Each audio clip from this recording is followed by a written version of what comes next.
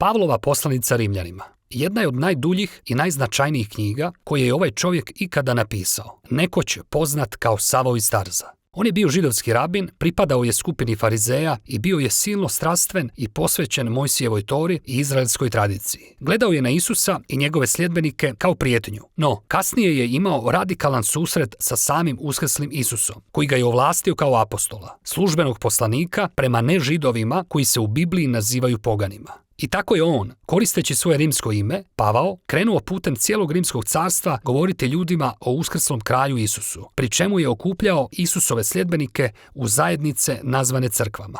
Pavao bi povremeno pisao poslanice tim crkvama ne bi li im pomagao da njihova vjera raste, te im odgovorio na njihova pitanja. I poslanica Rimljanima jedna je od tih, napisana u kasnijem razdoblju Pavlove službe. Iz dijela apostolskih saznajemo kako je crkva u Rimu postojala neko vrijeme te se sastojala od židovskih i nežidovskih Isusovih sljedbenika. No, u jednom trenutku, car Klaudije istjerao je sve Židove iz Rima i kojih 5 godina poslije, svim tim Židovima, uključujući i one koji su slijedili Isusa, bilo je dopušteno vratiti se natrag. Ali kada su se vratili natrag, našli su crkvu koja je postala vrlo nežidovska u običajima i praksi, što je stvorilo dosta trzavica, te je u vrijeme pisanja ove poslanice crkva u Rimu bila podijeljena. Ljudi su se pitali kako slijediti Isusa. Trebaju li sljedbenici Isusa, koji nisu Židovi, svetkovati subotu? Bili se trebali hraniti sukladno košeru? Bili se trebali obrezati? I tako Pavao piše poslanicu iz nekoliko razloga. Želi da ta crkva postane ujedinjena i to iz praktičnog razloga. Pavao se nada da će rimska crkva postati mjesto odakle će se njegova misija proširiti dalje na zapad, sve do Španjolske. Te okolnosti potakle su Pavla da napiše svoje najduže izlaganje evanđelja, radosne vijesti koju je navještao o Isusu, njegovu životu, smrti i uskrsnuću. Poslanica je oblikovana u 4 veće cjeline, no one su povezane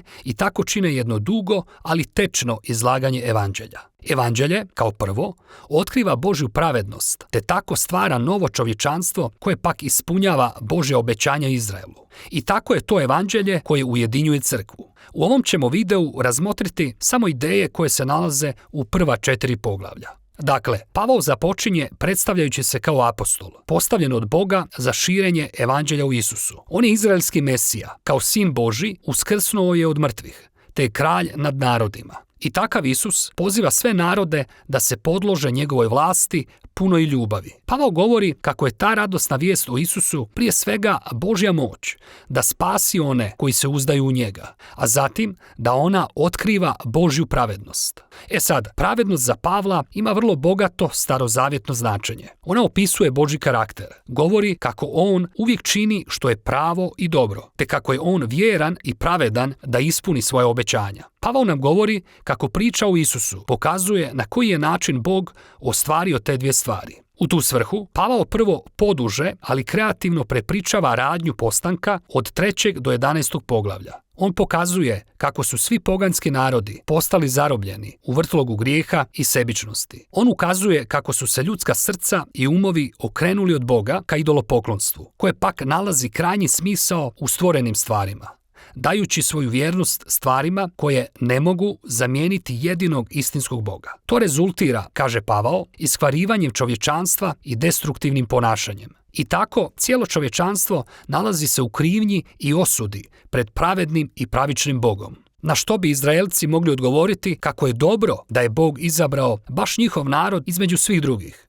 Spasio ih iz egipatskog ropstva, dao im Toru i zakone poput onoga u suboti, košeru ili obrezanju, te nam kroz to pokazuje kako trebamo živjeti kao Božji sveti narod. Ali Pavao im poručuje, samo polako, jer ako čitaju događaje iz Svetog pisma, oni im pokazuju da je Izrael jednako tako grešan u idolopoklonstvu i pokvaren kao i svi ostali narodi. Pavao kaže kako Izraelci nose veću krivicu, jer su baš zbog svoga poznavanja Tore trebali znati bolje. I tako on, u 3. poglavlju, izvlači zaključak govoreći da je svo čovječanstvo, bez obzira jesu li Židovi ili pogani, bespomoćno i krivo pred Bogom. No, to nije kraj, jer dobra vijest o Isusu predstavlja Božje rješenje. Umjesto da svo čovječanstvo drži u krivnji, Isus, kao izraelski Mesija, dolazi kako bi umro za sve ljude, kao žrtva za grijehe. Kao naš predstavnik, Isus je na sebe uzeo svu bol, grijeh i smrt, koju smo mi prouzročili na ovome svijetu i nadvladao je sve to uskrsnućem od mrtvih. Ono što Isus omogućuje drugima jest njegov novi, uskrsli život. Isus je postao ono što smo mi kako bi mi mogli postati ono što je on.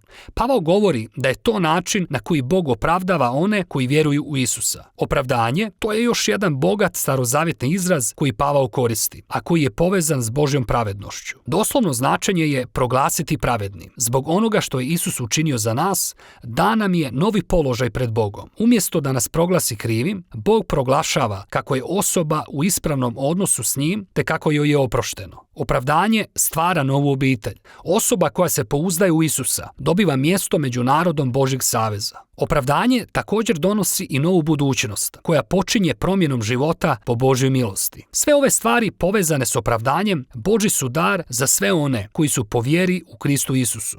I to dovodi Pavla do 4. poglavlja u kojem će se, na temelju svega rečenog, baviti pitanjem tko može biti dio obitelji Božjeg saveza. Pavao se vraća sve do priče o Abrahamu u 15. poglavlju knjige Postanka, gdje govori kako je prije nego li je i jedan zakon iz Tore dan Izraelu, Abraham bio opravdan, to jest proglašen pravednim pred Bogom. Kako? Pa Bog je obećao kako će Abraham postati otac velike multietničke obitelji koja će primiti Božji blagoslov. No, on i njegova žena Sara bili su doista stari, te nikada nisu bili sposobni imati djecu. Unatoč tome, Abraham je imao odlučnu vjeru i pouzdanje u Božje obećanje i zato ga je Bog proglasio pravednim. A sada, Pavao govori kako je Abraham postao otac nove obitelji Božjeg saveza koja se širi svijetom. Sačinjavaju je i Židovi i pogani koji imaju istu vjeru i pouzdanje u onoga koji je ispunio Božje obećanja, Abrahamu, Mesiju, Isusa. Dakle, zastanimo i pogledajmo glavne ideje koje je Pavao iznio u prva 4 poglavlja, jer one su temelj za razumijevanje ostatka poslanice. Svi ljudi su bespomoćno zatočeni u grijehu i trebaju spasenje. To spasenje ne dolazi tako što će ljudi pokušati držati zakone Tore, već je Bog zbog svog pravednog karaktera odlučio spasiti svijet kroz Isusovu smrt i uskrsnuće, kako bi mogao stvoriti spomenutu multietničku Abrahamovu obitelj na temelju vjere, kao njegov vlastiti narod saveza. I Pavao će nastaviti pokazivati kako je ta nova obitelj dio nečega puno većeg, što ih je ispojilo u taj novi zajednički život. No, to sve će biti utemeljeno u ovim osnovnim idejama koje su istražene kroz prva 4 poglavlja Pavlove poslanice Rimljanima.